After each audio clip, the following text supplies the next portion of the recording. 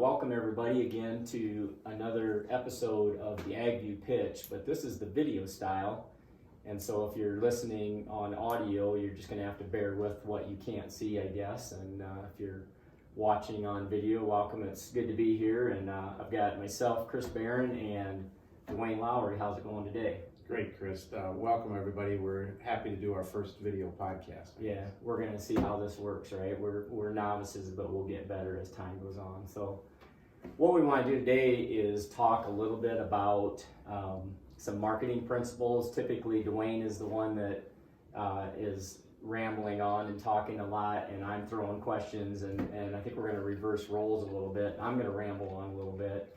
And Duane's you're gonna ask questions, right? Yeah, for those of you familiar with our regular podcast, this time I get to throw Chris under the bus. So I'm looking forward to this. That'd be good. I get to see what it looks like under there, so yes. That's good. So, well, let's go ahead and get started. And again, it's what we came up with, or what I came up with, I should say, are the top 10 marketing principles. And I want you to pick on me a little bit here, or throw me under the bus, or whatever you want to call it. But the number one thing that I think as growers we need to really be thinking about this fall as we go into harvest and as we're working through harvest and even after harvest is our cash flow needs.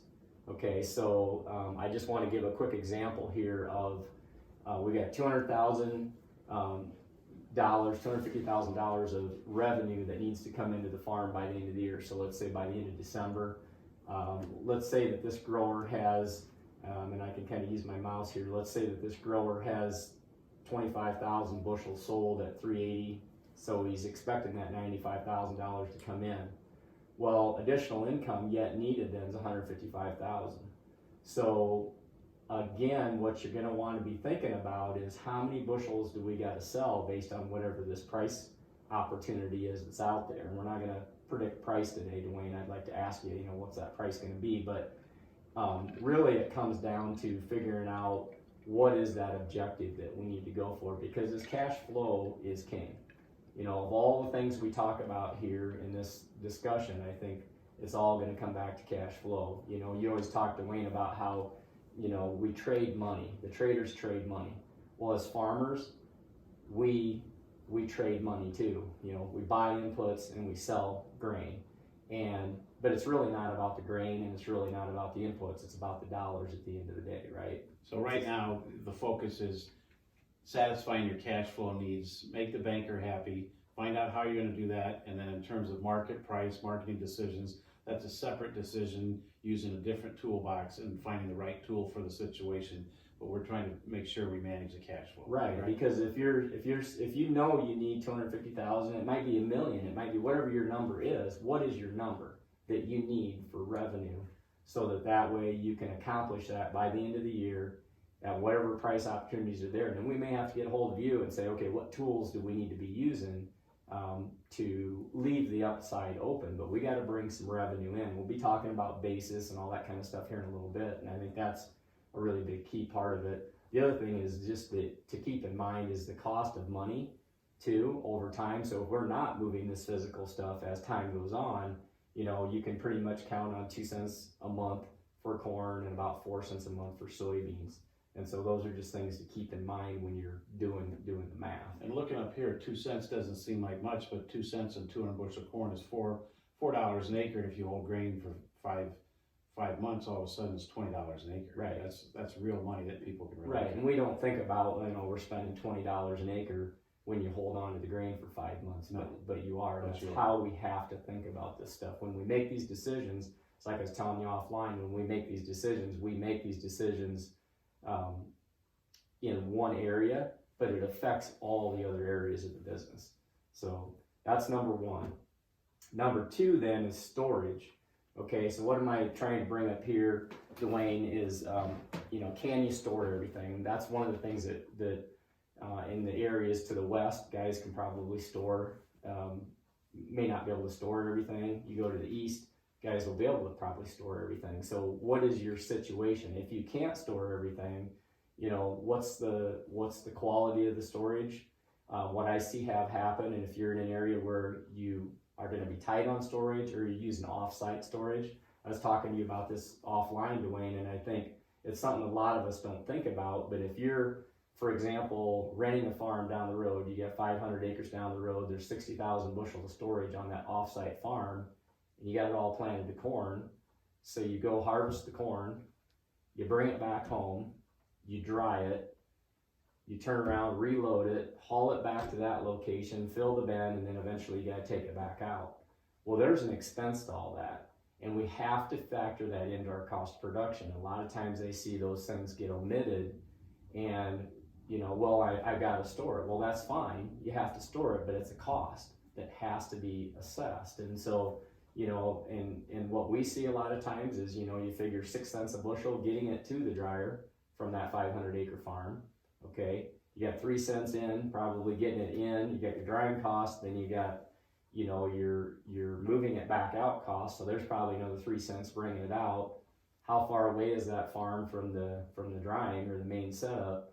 Haul that to that location, now you got another 3 cents in it, or maybe 6 or whatever it is to get it trucked back over there. You got to auger it in, so you got a cost there, and you got a cost getting back out, and whether it's, labor, fuel, time, and we see that happen a lot, guys that have to be transferring corn when they could be harvesting. This year, though, I think guys are going to be waiting on the dryer. Would you say that this is a decision that shouldn't be made just out of habit, just because you've done that every year, that each year needs to stand on its own? For example, this year, we know basis right now is stronger than normal, right? And so that needs to enter into your calculation as well. Right, exactly, and we'll get to basis here in a little bit, and I think that's one of the things that we need to make sure we keep in mind when we're making those decisions. The other thing is commercial storage.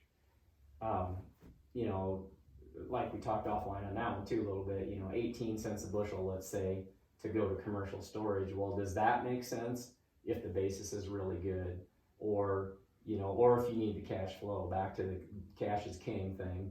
What does that do to help you to bring that cash in? Maybe bring that in and re-own it on the board, or buy some kind of an option strategy or a spread or something. It's also true that once you put that into commercial storage, your marketing opportunities have been limited. Right. So you're going to market that through that elevator as opposed to other opportunities that may exist, whether that's a local feed market or multiple different, ethanol plants or whatever type of facilities you have for a choice. That's part of a cost, because when you have limited choices on how you're going to market and where you're going to market, that does limit your opportunities. Right. You haven't thrown me under the bus yet, though. You're agreeing with me so far, so we'll see. We'll find something here that you can throw me under the bus on. So, margin opportunity, number 3 of 10. So I've told you this probably 100 times. All the clients that I work with hear me get on this soapbox, but I can't stand it when people talk about a target price. I couldn't stand it the last couple of years when people said $4. You need $4 corn, and you need, $9 beans or $10 beans or whatever it is. I don't know why anybody knows what that number is for the masses. It just doesn't exist in my mind. It's all about a margin target. Well, how do we get to a margin target? Well, what we want to do is we want to look at the objective profit. What's the objective? Okay, I want to make 25 cents. I'm just using the number here, but anybody can put their own number in there, but I want to make 25 cents a bushel on corn. I want to make 25 cents a bushel on soybeans. Whatever that is going to depend on yield, but it's coming back to saying, okay, what is your target in terms of per bushel profit that you want to make? Once you've established that, then you take your cost of production. We're to the point now where the only thing we really don't know is maybe on corn, on drying costs and some logistical expenses yet. So we've pretty well got that cost of production dialed in. So let's say it's $3.75 on corn and $8.75 on soybeans. Well, that gives us then that magic term that I like, which is called margin target rather than a price target. Okay, that margin target then tells you where you're going to sell your grain, at what price objective. And that doesn't mean you're going to sell all of it there. It doesn't mean that you might not start sooner than that. It doesn't mean that's the end all be all, but it gives you a target. If you don't have a target, it's pretty hard to go shoot at something if you don't have something that you put up that you're going to shoot at. Otherwise, you're shooting in midair. So that's really what I'm trying to achieve there. How do you want to pick on me on this one? Well, the first thing that comes to mind is the most important thing the producer needs to know. He needs to know his cost of production. He needs to be thorough on knowing his cost of production, And then the margin, you don't really care if that comes from price or it comes from yield, or if it comes from an indemnity payment, or where it comes from, but you want to make sure you're getting that margin. Right. And Getting that focus on the margin itself and away from the price per bushel is really important, because now that we're at the harvest time, now that we know what the yield's going to be close, we know what the price is going to be close, at least what we're dealing with now, it's now capable of generating that margin. All of a sudden, what we had in our mind for a price is completely irrelevant if our bushel has altered or the price has altered, and the focus needs to be on the margin. That's what you're focused on right now. Right, and then, I think what you were picking on me offline on, I was waiting for you to throw at me is well, I don't know what my yield is, so I don't know what my cost of production is. Well, that's a bogus response once we get into harvest. Because I don't care if you're only 10% into harvest, you poke into 2 or 3 fields, you have a pretty darn good idea of what that yield's going to be in your corn and your soybeans or whatever crop you're in. And so you can start to calibrate those numbers based on that yield. Now, if you're looking at a whole new year, then I use the 5-year actual production yields. If you're talking 2020, but we're talking 2019 here, specifically corn and soybeans, and you get rolling, you have a pretty darn good idea, and so there's really no excuse to not document that number, and then document an objective price. Then you truly have a target. Otherwise, all you're ever doing is shooting from the hip, and let's face it, the majority of producers shoot from the hip when it comes to marketing. That's just how we do it. But I'm challenging people to sit down and document those 4 sets of numbers. And right now at harvest time, it's easier to calculate that margin because you have a better handle on yield. You know what price you're given, and we've already talked about the cash flow, that there might be limitations on the window of when you're going to have for opportunities to make a marketing decision. Right. But you really want to make the case that all year long, even like now when we look at 2020, the focus in your mind needs to always be on margin target. Because it's not price. I don't know if the price is going up or down on grain. I mean, you have somewhat of an idea out a little ways, but most market analysts, with all due respect, Duane, are about as accurate as weatherman. You're a little bit more accurate than weatherman. I'm not sure. The weatherman might argue that. Well, that's true. But so if we knew where the price was going, that'd be great, right? I mean, so that's why we had our podcast on perspective. We talk about odds all day long, but reality is what your cost of production is, what your margin target is, and when that's achieved, that's when the discipline comes in, as you pull the trigger and you execute that opportunity to make some money. Now, you might be in a situation, I think you and I talked about this earlier, the last 6 years, I've seen a lot of operations have to sell grain at prices that never achieved a profit, right? So maybe it's zero, maybe that number is zero. Or maybe, so you have to determine what that margin target is. Otherwise, a lot of times you'll give up some opportunity to make a sale because it never gets to that price level. So that's why I'm saying, you get this documented. It doesn't mean that you might sell some below it, you might sell some above it, but it's that you know what that number is. So the foundational piece is knowing your cost of production. And understanding what profit objective you want to try to achieve. To make your operation. That's your goal. Yes. What's your goal? If you don't set a goal, you can't achieve it. So that's number 3. We won't spend as much time on the rest of these as we just did the first couple here, but it's really important, I think, that we drive those factors home. Basis opportunity, Abby helped me out a little bit with this one, Duane, but you got local basis. We do have other options this year, right? Because as you go to the east, the basis levels are significantly higher, maybe plus 30, 40, 50 cents. You go to the west, maybe they're not as good, but they're still pretty darn good. They're still pretty good, and we're going to find grain this year moving in directions that are outside of the norm. And if you happen to be in an area that is short on production, all of a sudden you need to broaden your horizon and find that local feeder that is maybe going to struggle to find supply. Is there an opportunity to establish a relationship with them that they know they can count on you for X number of bushels? You find a method to figuring out the price, but you need to broaden your horizons and try to establish new relationships, or just be aware, because on any given day, under any given circumstances, somebody could be paying, you know, several cents or a dime or more above what is the prevailing market just to get supplies. And this is a year that those things happen because we have regionalized shortages of grain, and we have buyers that are going to be nervous because of that. That causes them to pay a little bit more, and you want to be in position to try to look for those opportunities. Right. The other thing too is, you know, deliver when the processor wants the grain. The example I always use is, you know, in our local area, Cedar Rapids, they want the grain when the combines are rolling in the fall, because people are filling their bins, they're not delivering, you know. So like I said, if you have overflow, you know you're going to be full. Don't wait until the bins are full to start hauling that grain. Watch the basis and deliver when they want the grain. Or the other thing that happens in our local area a lot of times is we're all busy combining soybeans and nobody's delivering corn at that time. There's big lines at the soybeans. Well, maybe you dump the soybeans in the bin and haul corn when everybody else is you know, doing soybeans. Would you say that a part of everything you just described would be having offers, basis offers into that local buyer that are well above their bid, but they at least know that you're interested, that if they have to reach up and grab some bushels, they know that you're there? It may not even be putting a number on it, Duane. I think it has a lot to do with just having that relationship and having that proactive phone call and say, hey, I got 20,000 bushel. I don't know what that great basis is, but if an opportunity comes up, let me know and I'll deliver it. And I don't care if it's a day when,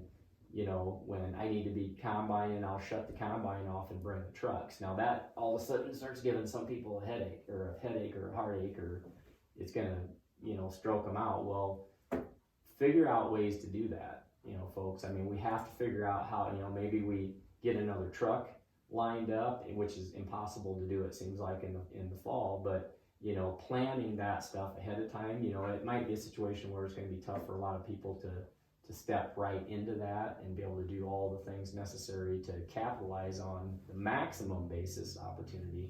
But you know, like I was telling you offline earlier too, you know, a 20-cent improvement in basis, we've seen that 20-cent improvement during the course of harvest a lot of times get that much better. Well, on 200 bushel corn, that's $40 an acre. So there's not many things you can do to get $40 an acre that you didn't expect. No, and if you shut a combine off for a day while you're getting $40 an acre, and if you say you move 30 truckloads that day, whether you hired the trucks to come get it or used your own trucks or whatever, that's another $6,000 just in that day, or do it over a 2-day period and it's $3,000 a day. So, you know, we got to be thinking about what opportunities is this basis really bringing us. It's bringing us a whole bunch and of this is another this is a year where these opportunities are more likely to present themselves in maybe a year with abundant supply and plentiful moving grain. Right, for sure.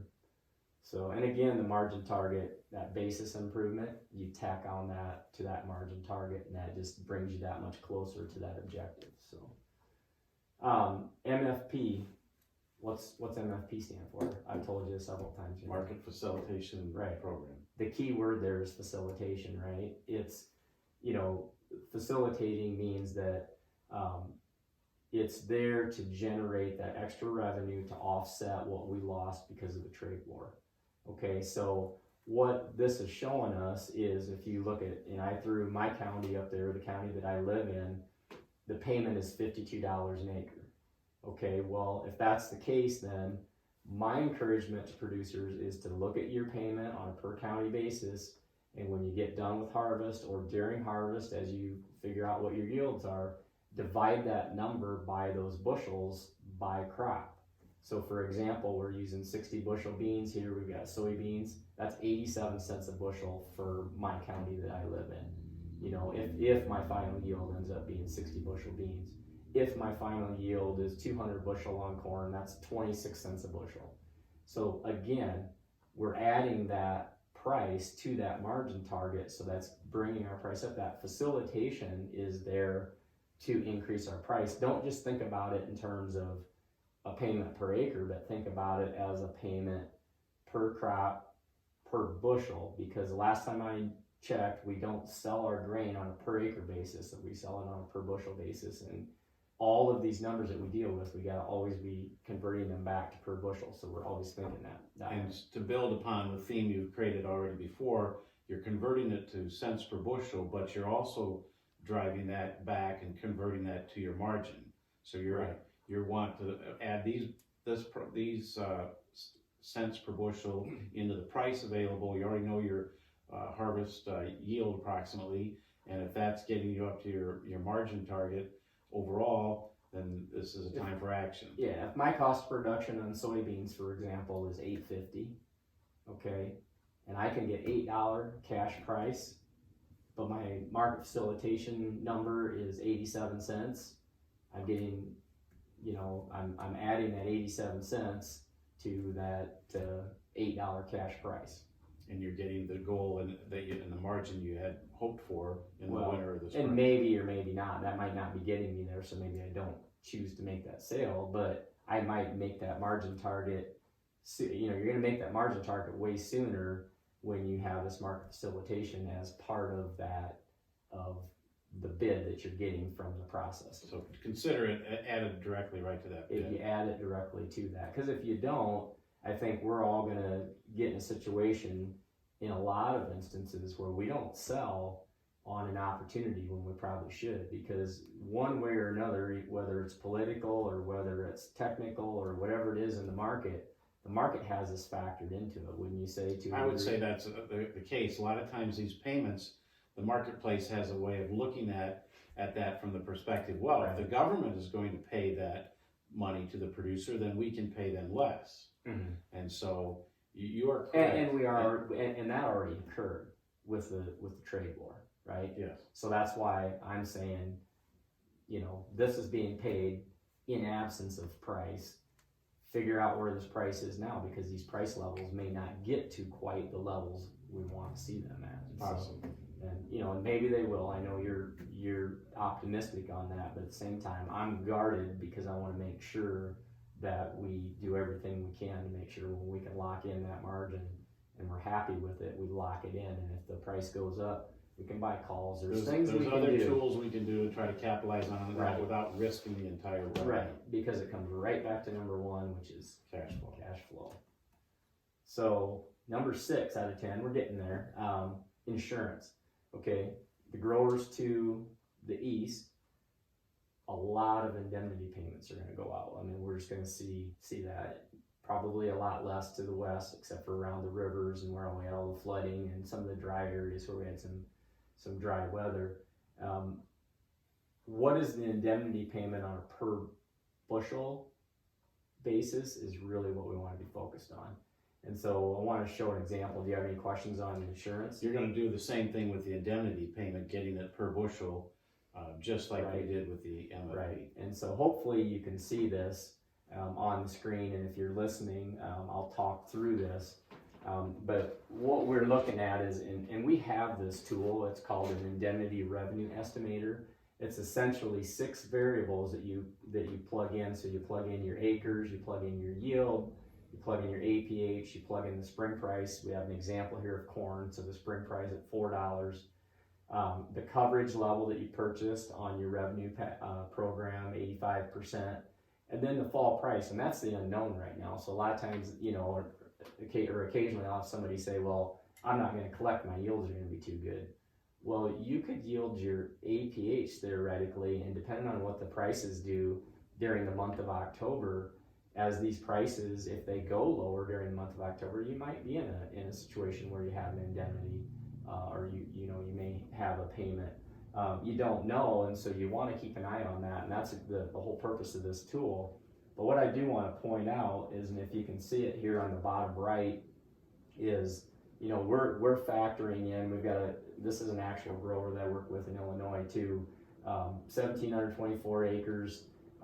We're assuming 130 bushel yield, 165 APH, that $4 spring price. Producer bought 85% coverage. If that fall price comes in at 380, then what we're looking at then is a fall guarantee, because it was 85%, of 147.6 in terms of bushels. What that's telling you then is an indemnity payment of $115,000. And as farmers, we're guilty of checkitis, and it's how much was the check or how much did I have to write the check out for? We remember those numbers. So like if you get an indemnity payment of $120,000, Duane, you're gonna remember that number, but are you gonna go to the next step and divide it on a per acre basis? Yeah, now you're probably at 50% of the producers that are doing that. And then I'm gonna say, are you dividing that out on a per bushel basis? Now you're down to about 3 to 10%, maybe a lot lower percentage that says, okay, I know what that means in terms of per bushel. And so in this instance, for this producer, based on what he's projecting right now, we're looking at about a 52 cent per bushel indemnity payment. Back to that margin target number, it's understanding what does that bring to the equation.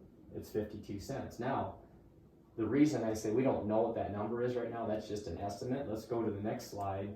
The next one, the only thing I changed, still the same acres, 130 bushel yield, 165 APH, everything the same, $4 corn and 85% coverage. The only thing we changed was 340 corn. So we took 40 cents off of the average daily close of the December contract during the month of October for corn. And you do the same exact process for soybeans. We're just using corn as an example on a real farm.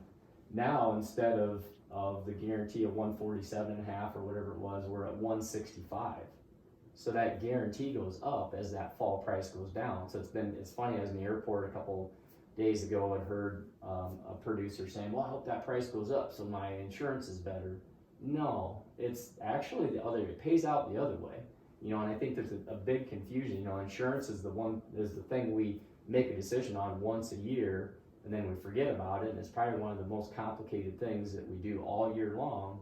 That's a single decision that we have to make in the spring and March.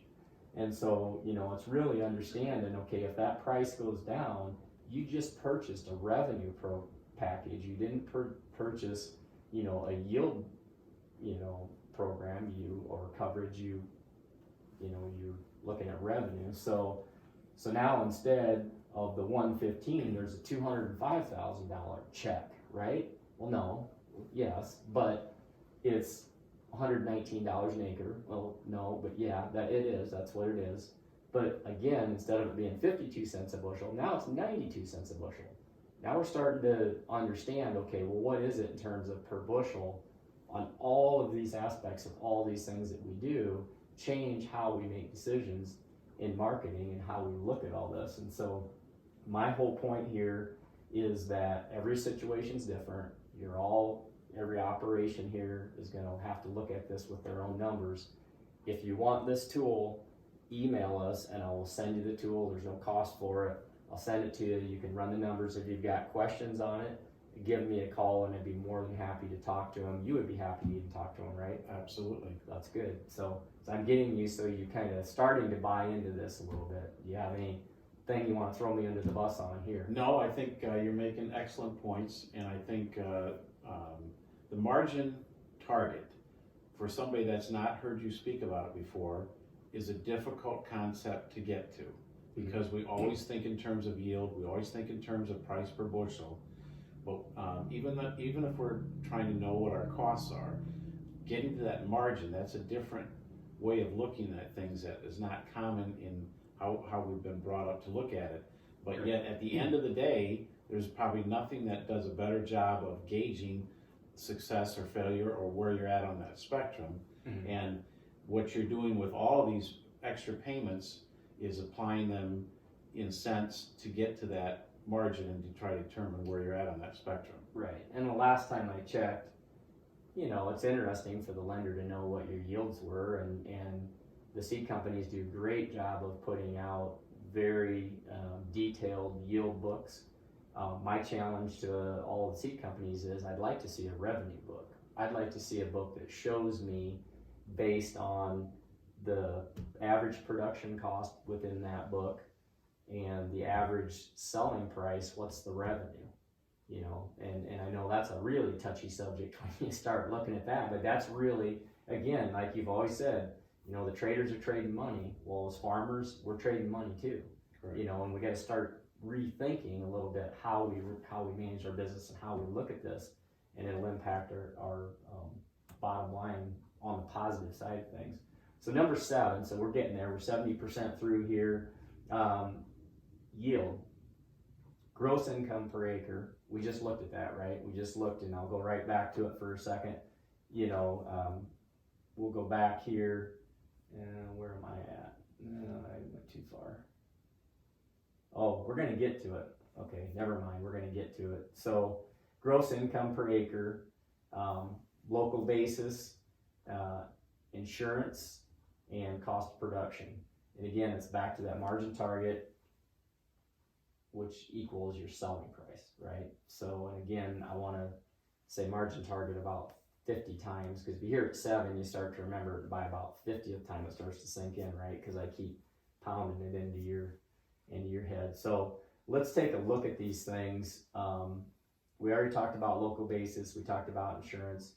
Let's look at the cost of production piece for a second. When I was trying to go the other direction, we're going the right way now. This is an example of a real farm that we work with. We've got 1,454 acres of corn and 688 acres of soybeans. And what we like to do is look at these grain crops side by side. And so what this producer is looking at then is that gross income of $723 in corn and $507 on soybeans. Now, is that enough?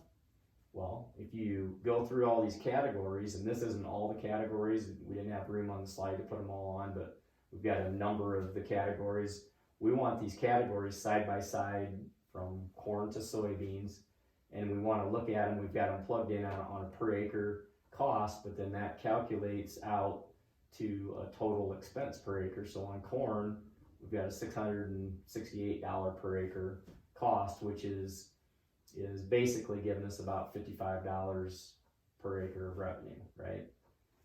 And again, I like to bring that back to that ROI. What's that return on investment that you want as well? That's a whole nother topic for a whole nother day to get into ROI discussions.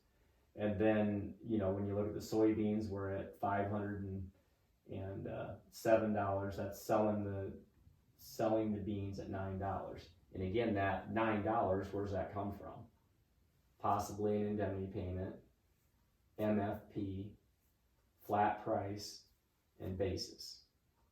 All of that is calculated into that. That's what that $9 is. There again, that's why it's important to convert all those payments into a cents per bushel, so when you're getting to your margin target, regardless of where that money came from. Otherwise, how do you ever know where you're going to market your grain?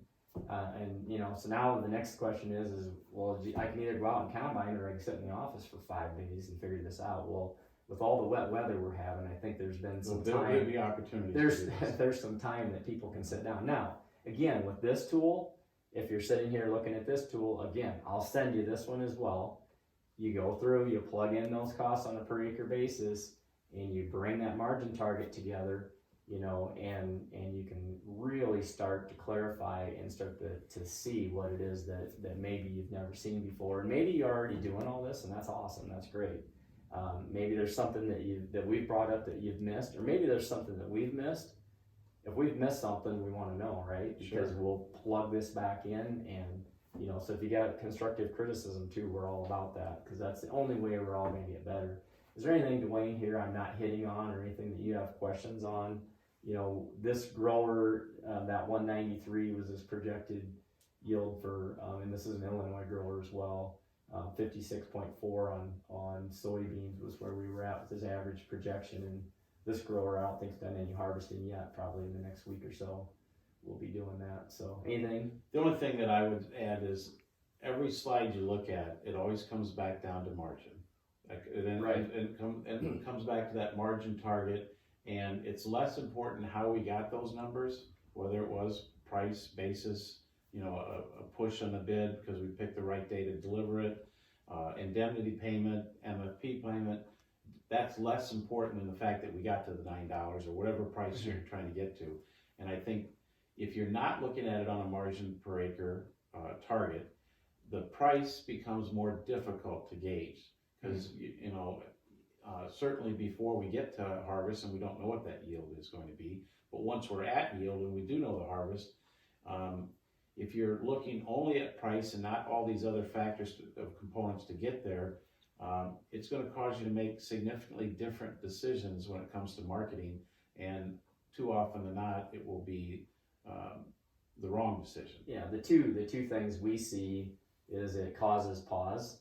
If you don't know, what do? If you're unsure, Do nothing. you don't do anything, right? Yeah. So you do nothing, and then you do something because you've been doing nothing. And the two greatest emotions of marketing are fear and greed. Everybody talks about that, but This allows you to be proactive. yeah, and you can focus on the numbers rather than the emotion, and it's pretty hard to apply discipline when you're emotional. I mean, it's just almost impossible. And so if you can get these numbers in front of you and allow that to drive the disciplined decisions, you don't have to be a rocket scientist. You don't have to be super smart. And and you're a super smart guy, Duane, but I have yet to find people that do market outlooks and then analyze the markets with all due respect that really can be right all the time. I mean, you can be right more than others possibly, but I notice, and I watch this with farmers a lot of times, we have a tendency, because I do this too, we sit there and we watch the market, and I don't know what it's going to do tomorrow, let alone, in the next 2 weeks. And so, if we can get these numbers in place and settle our minds down a little bit and not be so hyper focused on all the noise of what's going on with Trump and what tweeted, all that stuff's interesting. It's fun to talk about, but does that stuff really make us more money on the bottom line at the end of the day? Well, at the end of the day, nobody's right all the time for sure, but also at the end of the day, the only numbers that really matter are what matters on your own operation. And a price per bushel isn't the best way to gauge that. Everybody's cost of production is going to be different. Everybody's yield structure is going to be different. And yet we all try to make decisions off the same market report. And that's not the best way to do it. It's not easy. $4 corn means one thing to one guy, it means something completely different to another. But everybody can get their decision down to a margin target point. Right. The other thing, quick thing I want to make a comment on too, is that a lot of times the more sophisticated your tools, the less you look at them, because the tool's doing the information for you, right? And so you don't have to go overboard and spend 3 weeks calculating this stuff and put it into this ultra, high end, program that's gonna do everything for you and clean the kitchen sink when you're all done. I mean, it's all about getting in those numbers and actually being disciplined and doing it, because a lot of times you have the tools there, but you don't always use them. Sometimes there's value in just going through this process, just actually doing this process. Yeah, the analogy I always use is, if I asked you, Duane, how many phone numbers did you know 20 years ago? A lot more than I don't today. Right. By a significant amount. Right, because your phone's keeping track of all those numbers for you. You don't have to know it, so you don't, right? Yeah. That we're just human, by human nature. If we don't have to do something, if we could walk from here to there, we're gonna walk straight line. If we're not gonna walk around a bunch of stuff, even if it's gonna benefit. I'm sure there was a time early in my agricultural career that I, without any hesitation, could memorize more than 100 numbers. And I'm not sure that I know the 5 numbers of my most important family members. Yeah, exactly. And that's why I think we have to run through these numbers, and we got to actually plug them in. And the decision maker and the marketer, whoever that has those decision rights within each farm operation, is really the one that needs to dial these numbers in. So that's it on that soapbox. The last couple of things we've got here, and we'll hit these fairly quick, is grain quality. This one's just, a watch out, right? So damage, there's a lot of fungal diseases out there this year, diplodia and all kinds of stock issues and wind and different things that have happened that's gonna probably give us some pause on whether or not we want to store some of the grain. And it's important to put some emphasis and weight on that, because if you choose to store that can be very costly to you. Yeah, you're taking that risk, and it's an assumed risk, and it's all right. You know, it's probably manageable, but it's one of those things I think we need to be on top of. Moisture of the corn, I've got that one on there too. It's just, you know, drying cost, time cost. You know, how it's going to be a slow process this year. I mean, people might be watching this yet in December while they're watching their dryer. Yeah. You know, I mean, it's just going to take a long time to get this crop through the system. And so, you know, are you drying the corn to 19% or are you drying it 14%? Those decisions are going to affect that quality. And again, I've got shelf life on there. You know, that's basically saying, how long are you going to store that? You're going to store that till, you know, August of next year, or is that something that you literally are going to move in let's say March or February? And if that's the case, then that's right back to the basis and all the other things that we talked about and getting some of those things locked in. And we know each year the quality of the crop has a different answer to that shelf life. Exactly. Some of our crops are a lot easier to store than others. And in some cases this year, we certainly think there are areas that are going to have more difficulty in the type of quality of the grain and their ability to store that for an extended period of time. And the shelf life of that, or the shelf life of the corn in certain regions, you know, you might go one county away and the quality difference is going to be really big. And I think a lot of the livestock, you know, a lot of the dairies and a lot of the hog operations, the farrow to finish operations, or the for sure the farrowing units, they got lactating sows and that kind of thing, are going to be on the watch out for high quality. Which is grain. another reason to go back to one of those previous slides where it was important to broaden your horizon and make sure that you saw opportunities that maybe you didn't have. But if you happen to have high quality grain, then the odds are there's a livestock operation that might find that an extra special demand because it's more difficult to find it. Exactly. And that's worth the value to them. Right. So anyway, that's 8. Number 9, and then basically just logistics. Again, just paying attention to a few things here. You know, when are we starting harvest? You know, so we're sitting here recording this on about the 1st of October. A lot of operations are going to start for a couple weeks yet. Some of them might not start for 3 weeks yet. So now all of a sudden, what's that give you? 1 week of harvest during the month of October. I mean, we talked about this all year long. We've been, 2 weeks behind, 3 weeks behind, 4 weeks behind. It really starts to hit home when fall gets here and it's dark at 6:30 at night, Right. and you start realizing our day length is less.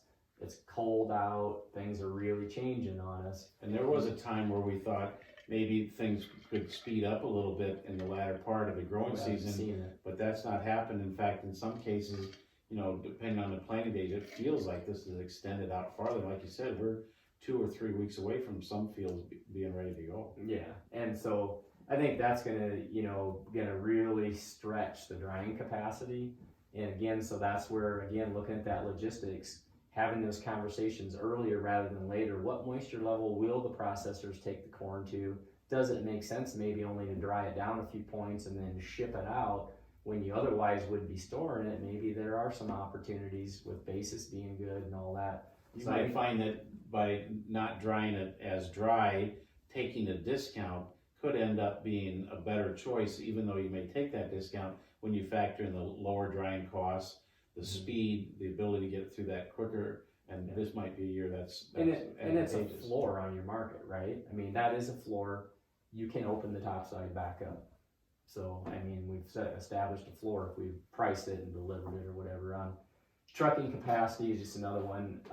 Options and how far you go, and we talked a little bit about that earlier, but if you're willing to go an extra 50 miles, it might be another 20-cent basis improvement, maybe something to keep in mind. And then again, that storage capacity, where do you want to go and how does that affect your logistics? I think when we get into December, getting this crop out of the field is going to be a big deal. And so it's going to be, where do we put this? We've had just about every weather problem thrown at us this year. I mean, who's to say we're not going to end up dealing with snow at an earlier period? Yeah, easily could. And we see that with a lot of our clients in Michigan. I mean, those poor guys up there, a lot of times I go up there in December to do some meetings and things, and the the corn's out there in 2 foot of snow, yet in a lot of areas, and it's not that they didn't just go out there, but we had a wet fall last year. We're starting out with a wet fall this year. Who knows how it's going to last, over the next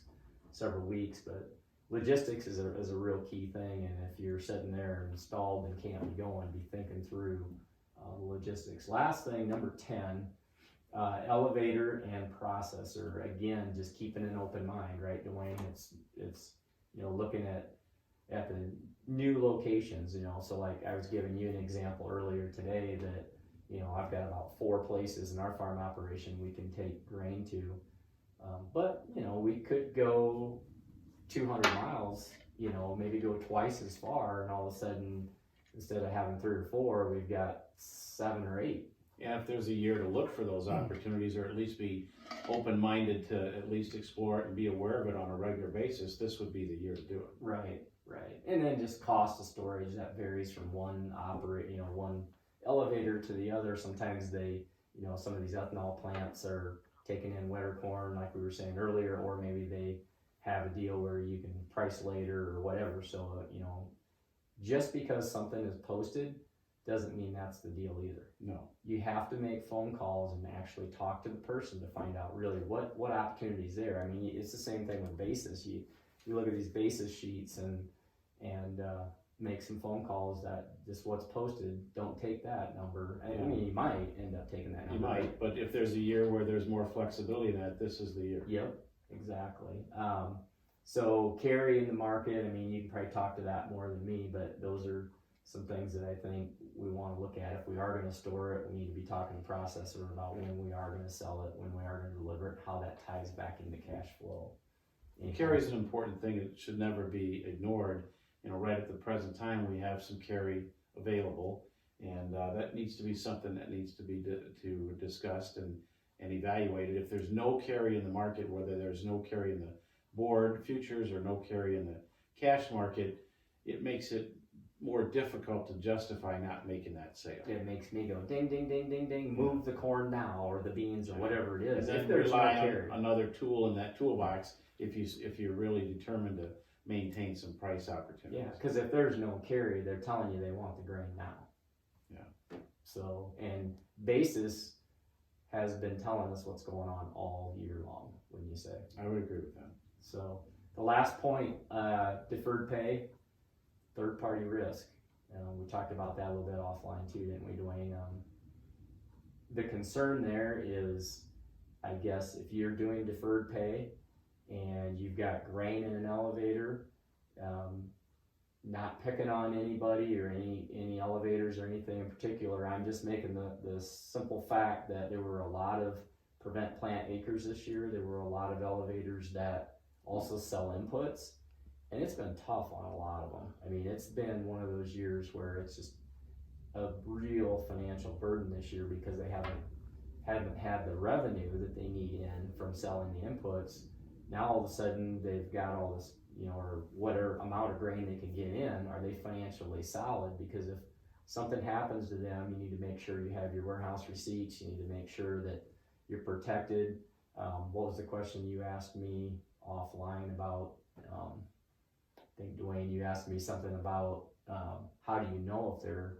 I asked you how you know, and then you made the comment, well, they ask us for financial statements at times, and so it's not out of line to ask that question. And this is not something that we hope is a problem or think that is a problem, but it is the type of year that it could be more of a problem than it be other years.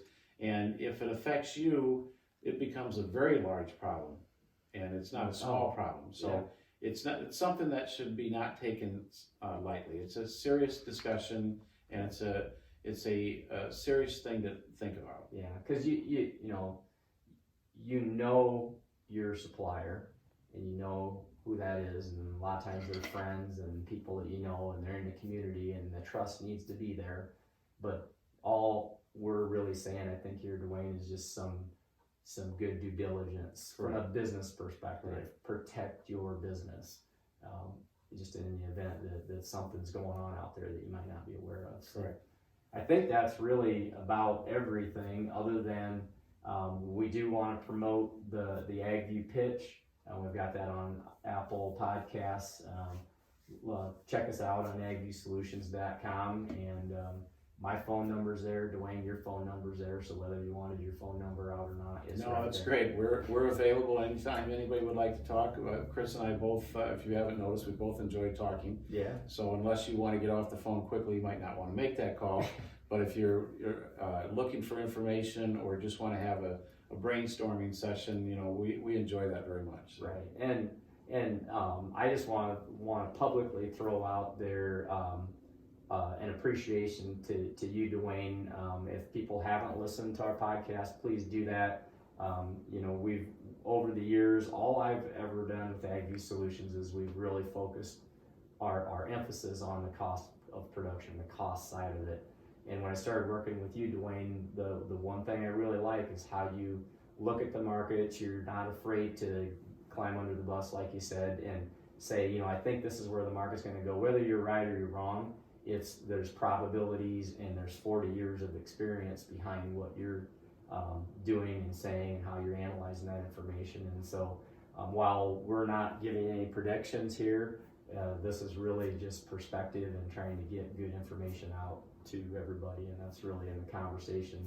And again, if anybody has questions, please let us know. We'll be happy to send you the indemnity calculator for the insurance or the cost of production analysis side-by-side tool for corn and soybeans. And I just want to say thank you, Chris, for those kind comments. The other thing I'll say, for those of you that are watching us on video for the first time and have just heard us on podcast, now it's quite visibly obvious that I've been around the globe many more times than Chris has, but I can assure you in all my travels of the globe, I have never, ever seen anybody as focused on detail, as focused on cost management, and yet still have the same level of sincerity in wanting to do the best for the farmer. And in Chris's eyes, the best thing to do for him, the farmer, is to find out, know exactly what those costs are, because that's the foundation that goes into the margin target, and that margin target is what determines success.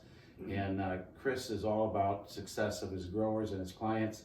I've sat in on a lot of meetings, and there's a tremendous amount of trust and confidence in that relationship, and it becomes a very important, not just a business relationship, it becomes a friend relationship, and also very much, you know, you're kind of on the board of directors of their operation, and people find value in that, and it's been a pleasure to work with Chris, if for no other reason, just because of the sincerity for his customers and all growers. It's just like these things that you're sending out free, you know, you're sincerely trying to help the grower, and that's what AgView Solutions is all about. So. Right. It's all about solutions, and if this is getting thrown under the bus, I don't know, you know, you can throw me under the bus whenever you need to, I guess. So. I'm probably waiting for the time you're not expecting. Yeah, well, I felt you were maybe too much expecting. Yeah, I probably showed you too much of this stuff. We debated a little bit offline on a few things, but I think we're good now. We got our first video, kind of a long one, but I think a very, very important one. It lays the foundation on a lot of the things that we need to be thinking about as we go through harvest and try to get things wrapped up this year here for a new year. So again, everybody, thanks for joining us again on the AgView Pitch video style, and we'll catch you next time. Thank you.